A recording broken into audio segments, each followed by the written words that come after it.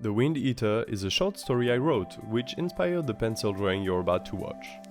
Enjoy!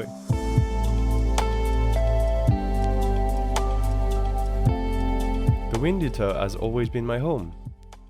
I was born in the sunroom below the first deck, and since then I've always lived and slept in its 3 docks, 14 rooms, 5 masts, and hundreds of lengths of rope and tethers. Never mind what people in the suburbs of Cloud City might say. The Wind Eater isn't the decrepit old ship they think it is. It is a beauty and a proud float ship that has sailed further away than they can ever imagine in their entire life. I am sure that when we set sail sunwards, they look up at the thin shadow passing over their head and hope they could board the ship too. But they're not sailors. I am a sailor.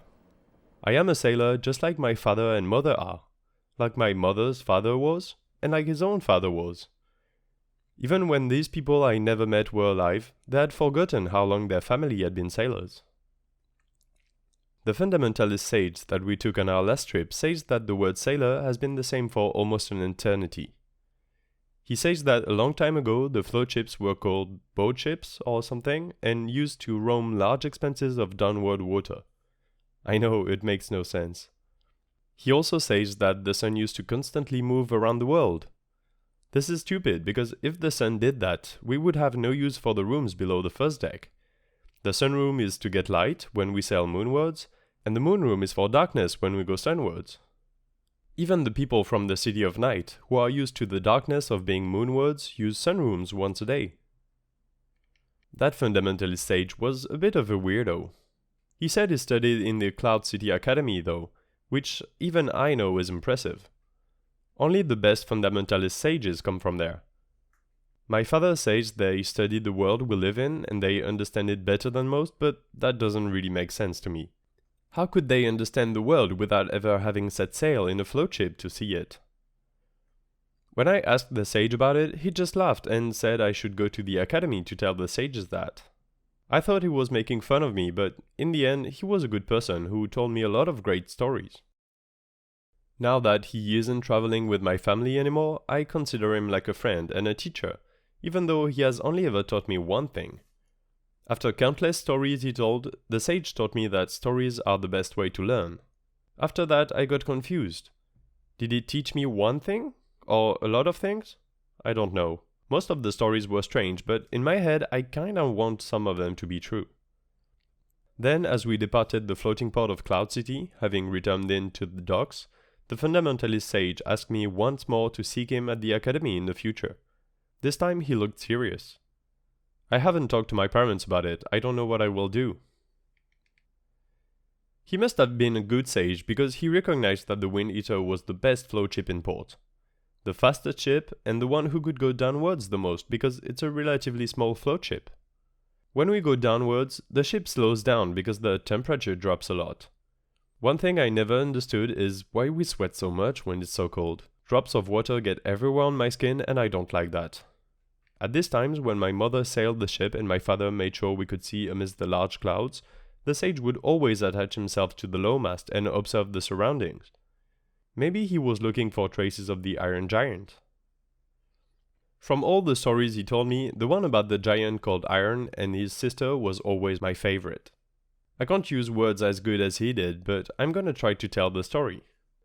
A long time ago, an eternity before our time, there was a giant called Iron who lived in the center of the world.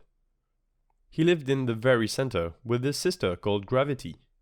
He was always sleeping under a large blanket of water so big it covered the entire world.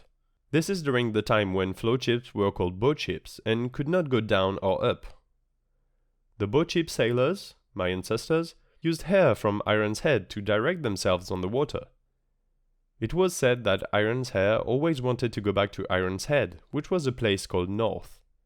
Only one day, without explanation, the Iron Giant left, convincing his sister to live with him. I think the sage wanted to find traces of the giant to understand where he went and why the world changed since he left. It is said that when the giant left is when the water stopped defining up and down, when the sun stopped roaming around the world, and when the numerous floating cities were born like Night or Cloud City or Hanging Town. I really like this story. I wish I could tell it with the same words as he did. The fundamentalist sage said that stories are knowledge and teaching lessons disguised, but I really can't believe this one. Only, if I had to choose one story to believe, it would be this one. It seems like a nice story, one that makes me want to look for the giant called Iron too.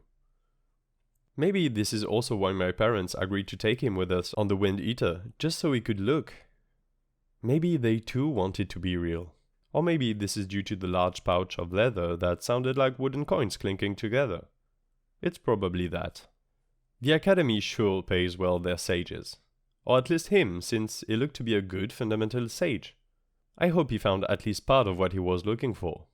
During our third sailing downwards, he once became really excited, to the point that Father hurried his tether up to the main deck, only to hear his disappointment and asking to be let down again. After that, the sage stayed in his room for 5 entire cycles.